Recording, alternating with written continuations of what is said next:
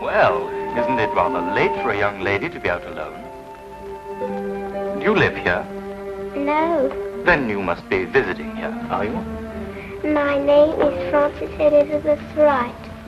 I live at 67 Tivoli Road. I'm lost. Oh, you're lost. Could you take me home, please? I'm afraid. I should say I will. Come on with you.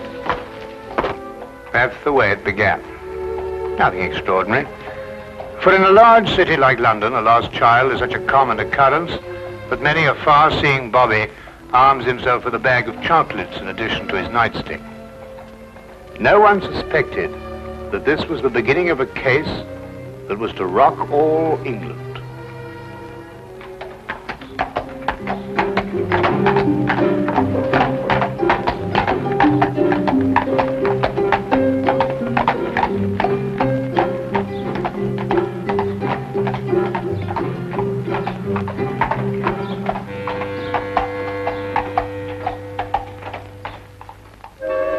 All right, if you insist. I know this man isn't going to do us any good.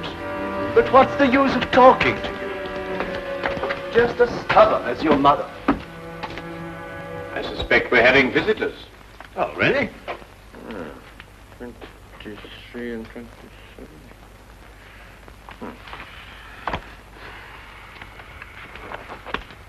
Come along, Nebuchadnezzar. I don't think you're quite dressed to receive attractive young ladies. There, in you go.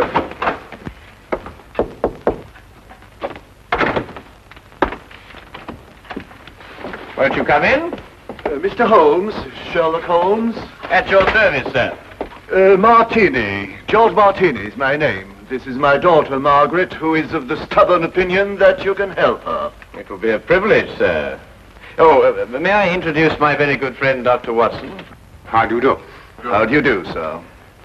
Oh, yes. Won't you sit down? Oh, yeah, I'm so sorry.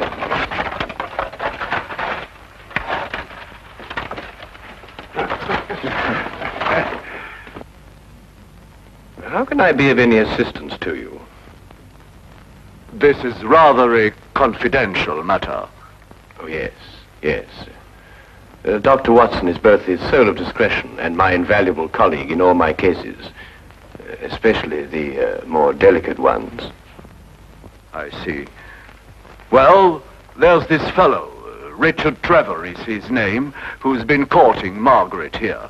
A sly one, if I ever saw one. I could tell by the shape of his ears, and the fact that he belonged to that upstart Shield and Castle club.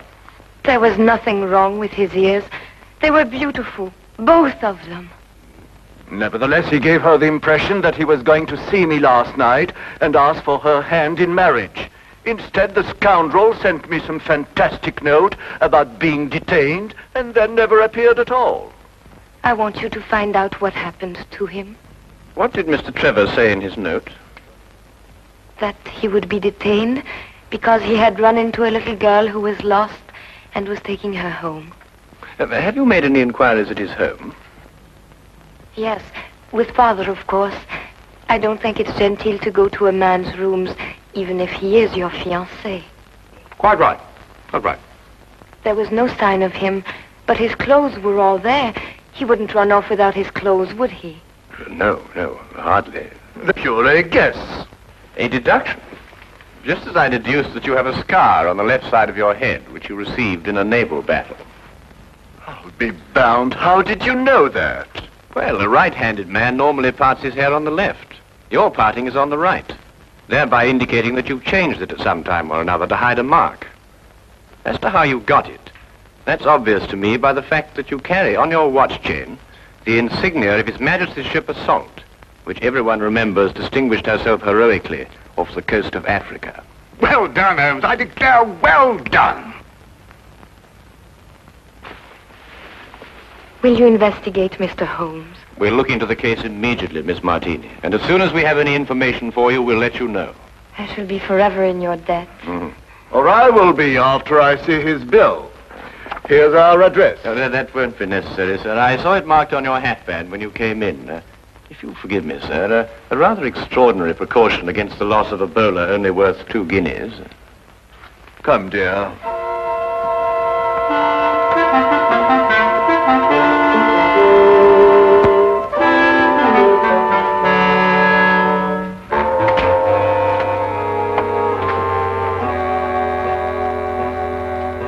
Not long after moving in with Sherlock Holmes, I had come to the conclusion that his mind was as organized as his housekeeping was not.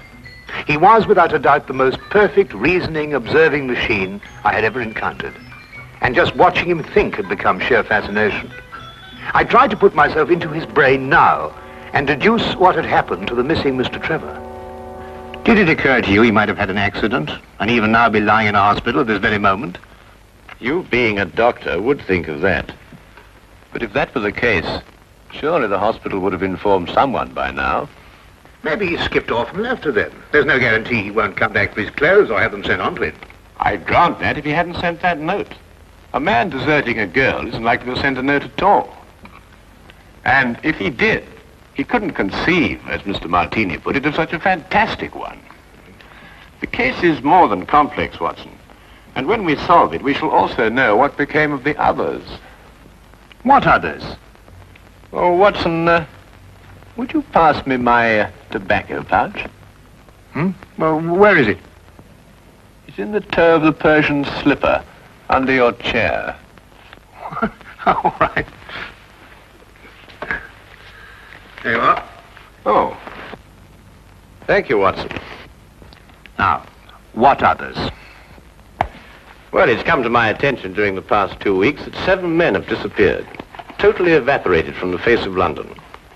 They had no reason to run away, every reason to stay. Trevor fits perfectly into this fabric. You mean then that there's more in this than just the disappearance of that young lady's fiancé? Unless you accept 8 consecutive coincidences. Could you accompany me this afternoon? Where? To the last place where Trevor must have been before he met the little girl. But you don't even know where that was. I'd say it was the upstart Shield and Castle Club. Why there? Well, if you were about to confront a man like Mr. Martini to ask for the hand of his daughter in marriage, what would you do first? I'd probably have a couple of stiff drinks first. And if you were a member? At the Shield and Castle Club, eh? By Jove, Holmes, of course. That's just what I would do. You see, Watson? You've been of invaluable assistance to me already.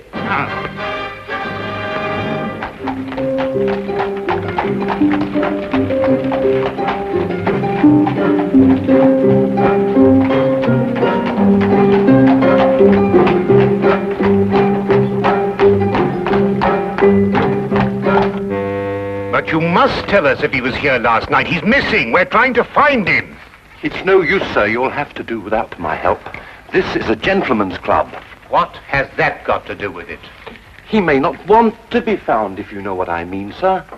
Now, look here. That's the way it is, sir. I'm sworn to preserve the privacy of our members. And having 2 little tots to feed, I'm not one to invite getting the sack.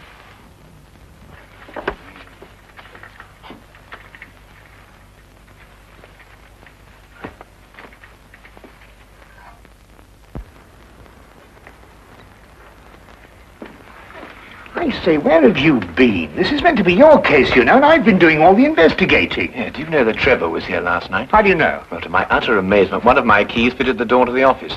I went through all the chits and found one signed by him. It's just as you thought. He boasted his courage with the aid of stimulants from the bar. Do you mean you've broken into the office? Do you want to have us arrested?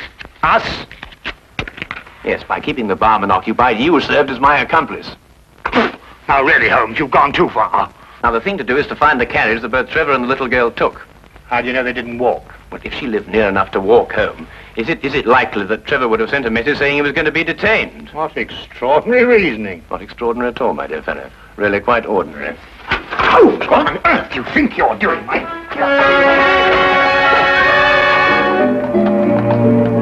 Finding the cabbie who picked up Trevor and the little girl was a matter of stationing ourselves at the hack stand outside the Shield and Castle Club and doggedly questioning every driver who stopped there. One finally remembered the pair, but owing to brisk business that night, could not be at all sure where he set them down. The address he brought us to was a guess, and from the looks of it, a very bad one. Well, I think we're on a wild goose chase. Doesn't look as if anyone lived here for a long time. Do you realize these papers are at least a week old? Well, then the cabbie made a mistake. He's brought us to the wrong address. Do you know, without very much difficulty, I think I might be able to... Holmes, please, not again. You good fellow, and keep a good lookout, will you? Look, Holmes, this is housebreaking. We can go to prison for years for this. You can't just go opening doors all over London just because... Holmes, look, there's somebody coming. Just stand in front of me and behave quite normally, eh?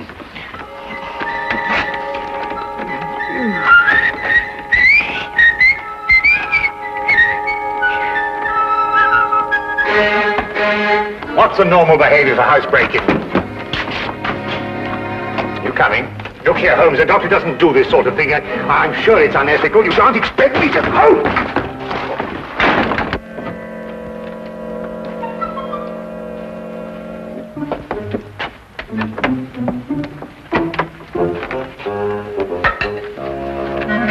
What are we looking for? I'm not quite sure yet. You won't find anything here. You said yourself the house has been unoccupied for the last week. Thieves in the night, that's what we are. A child's been here recently. Oh, what makes you think that? Do you remember as a youngster, Watson, penciling in moustaches on the faces of the advertisements? I suppose so. But what's that got to do with it? When I looked at those newspapers outside, I noticed that someone had penciled in a handlebar moustache on a woman advertising headache powder. I'd assumed that a child did it. More than that, since the papers were only a day old, I'd also assumed that a child has been here very recently. Why should the child bring Trevor here to an unoccupied house? That, Watson, is the core of our problem. Excuse me a minute. Huh? Oh. Thank you.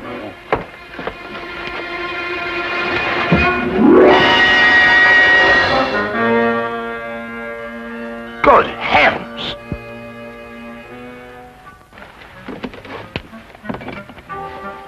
Trevor?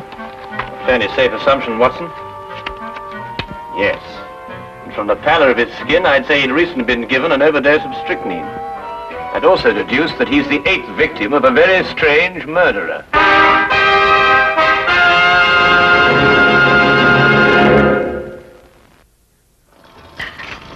Dash the tea, Holmes. I'm waiting for some word from you.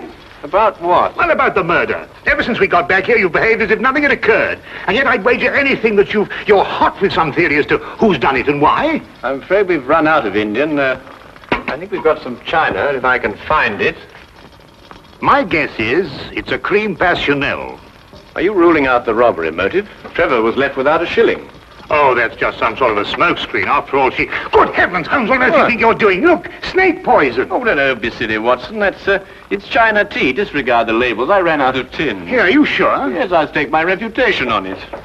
You'll get to see who that is. Rather late for a caller. Good evening, Dr. Watson. Hello, Sergeant. Ah, hello, Wilkins. Good evening, Mr. Holmes, sir. I've got a message for you, sir, from Inspector Lestrade. A welcome addition to the day. A message from the good inspector. We've found another corpse, sir. It was in an empty house in Hammersmith this time. The facts are still the same. Robbery and strychnine poisoning. Oh, is he one of the 7 who disappeared lately? Yes, sir. How did you know? Well, I suspect that the other 6 will end up in unoccupied houses before very long.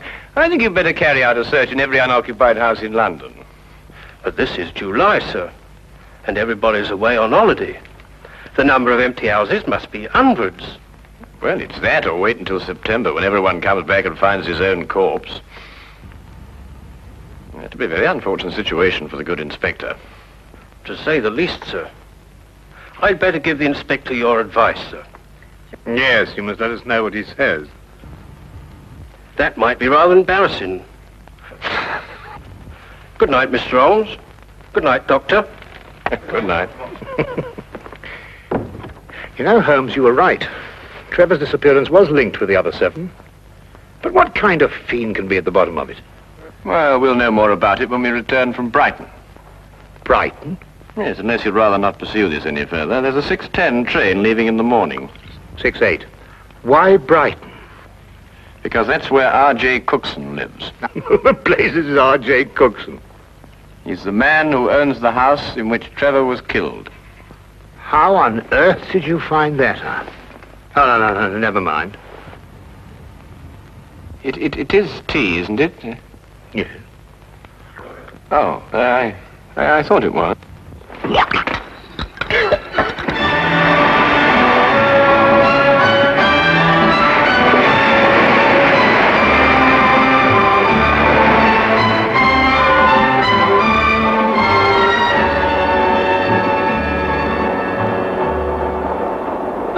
Have you ever heard anything so incredible? A corpse in my fireplace. And a stranger at that. Rather inconsiderate of someone, I must say. Why, when the police brought the news last night, I thought someone was pulling my leg. My fireplace. Really, I ask you. I'd say because the murderer knew you'd be away, knew that the house would be unoccupied, and that you wouldn't come back at an embarrassing moment. You're right, Mr. Holmes. Absolutely right. The culprit was acquainted with all my plans, and not wanting the corpse to be found in his own fireplace, chose mine. Precisely. But who could that be? I'd vouched that a full regiment of people knew of my plans to leave London. Then our task is to narrow down that regiment. How? You have me breathless. First of all, has anyone else the key to your house? No, not that I know of. Yes. I once gave my key to the greengrocer to deliver a parcel. Aha. But he gave it back. Oh. But bosh and bother, supposing a key wasn't used at all. Whoever did it could have used a tool or something and jimmied his way into my house. I've heard of those things being done. Mm-hmm. Oh, really? We found all the windows and doors locked. I'm afraid you've escaped me. Now again, Mr. Cookson, are you quite sure that no one else has a key to your house? Well, now, really, after all, I don't hand them out like calling cards to every... Wait. There's this charwoman who comes to my house once a week to clean up. But, oh, no, she couldn't hurt a fly. Well, what's her name? Mrs. Enid. But really, she couldn't be less harmless. She's 60 years old if she's a day. You'd take her for your own grandmother. Yes, but you know if she has a daughter. Daughter? Well, now, really, a woman of 60 isn't bound to have a little girl. Well, what about a niece or a granddaughter? Granddaughter? Now that I think of it, she does have one. About 7 years old. She recently came to live with her. Where does Mrs. Enid live? I have her address for... If you please. Sorry. Right here in my trousers. Do you really think it could be the old woman? Well, a charwoman has the ability to go anywhere in London. Ah, yes. Wait. 322 Radcliffe Way. 322 Radcliffe Way. To look at her, you'd never think she could hurt a fly. You'd take her for your own grandmother. Poison murders? No. Impossible, Mr. Holmes, impossible. Oh. Grandma, must we play the game tonight? Of course. Don't you like playing it? I don't like staying on the street alone. It'll only be for a little while. You'll find someone to bring you back, and Grandma'll have company again. What happened to the last company we had? Oh, he went home after a while. But come on, let's say it. Where do you live? At 67 Tivoli Road. No, that was the last place. Your address is now 120 Claridge Street. I forgot. All right. Now, come on. Let's say it again. Where do you live?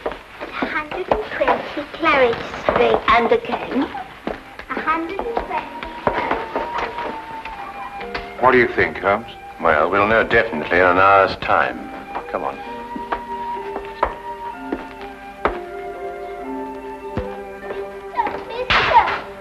Oh, hello. Oh, well, it's very late for a little girl like you to be out on her own. What's your name? My name is Frances Elizabeth Wright. I see. And where do you live? I live at 120 Claridge Street. I'm lost. Oh, dear, dear, dear, that would mistake you home. Come along, then. You must come in and try some of my divinity fudge. It's the least I can offer you for your kindness in bringing Francis home. Well, that's very kind of you, but really I ought to be getting along. It's just been made. Delicious. You'll make an old woman very happy if you'll try the first slice. Oh, very well, then. I am rather partial to divinity fudge. Francis. Thank you.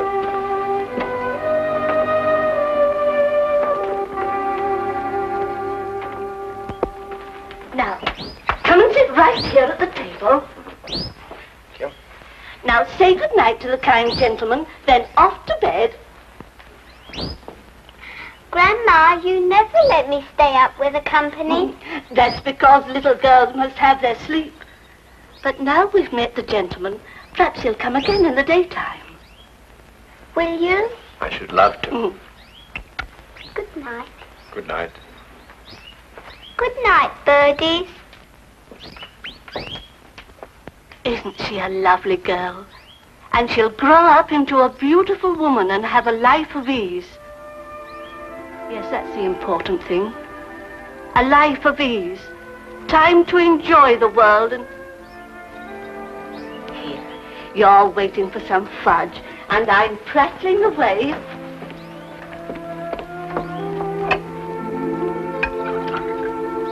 Here it is.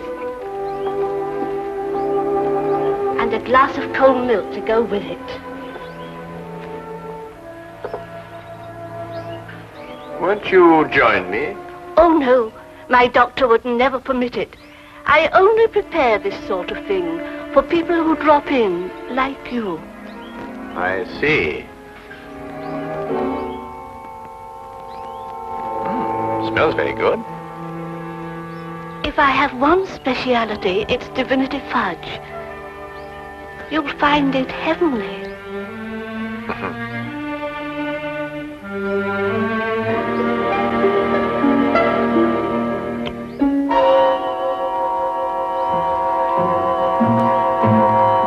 What's the matter? Nothing. I just wanted to give the birds a bit first. Don't! Birds don't eat fudge. Oh, yes, they do. They love it. Come on, old chap. Have a... No, you can't. Who are you?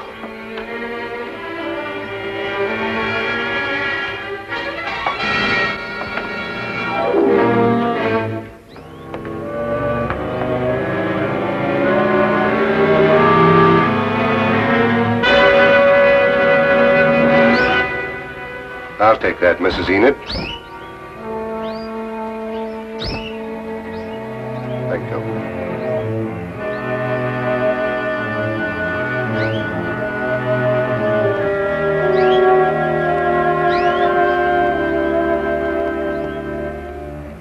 I needed money for the child. That's why I did it. I didn't want her to grow up into a tired rag of a charwoman. I wanted her to have a life of ease and the things I've seen other people have. You understand? Yes. Will she be taken care of? You need her, Mrs. Enid.